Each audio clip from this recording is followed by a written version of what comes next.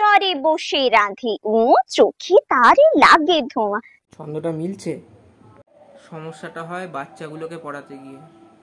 রোজ স্কুলে আসে, পড়াই, বলে দিই যে ওরে এটা উয়া উয়া দেখ, উয়া লিখেছেন রবীন্দ্রনাথ ঠাকুর, উয়া যদি না হতো উয়ার সঙ্গে ধোঁয়া মিলতো? একই রকম উচ্চারণ, তবে তো মিলবে।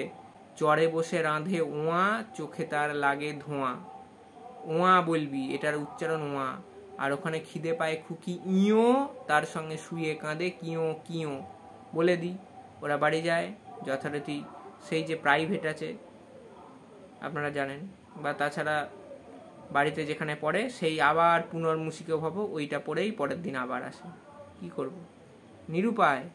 আর তার মধ্যে এটা আবার চোখে পড়লো, তাই আপনাদের জন্য দিলাম। যার যার সামনে পড়বে এরকম জিনিস যত দেখবেন, বাচ্চাদের যেখানেই দেখেন, একটু তাদেরকে এটা শিখিয়ে দেবার চেষ্টা করবেন যে ক বর্গের যে শেষ বর্ণ সেটা হলো উয়া, ইঙ, উম এসব নয়।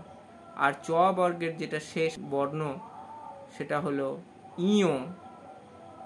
এই দুটো একটু দয়া করে ওদের বুঝিয়ে দেবেন, কেন এই দুটোতেই ওরা খুব গন্ডগোল করে উচ্চারণে। পরবর্তীকালে হয়তো ঠিক হয়, কিন্তু প্রাথমিক অবস্থায় খুব সমস্যা।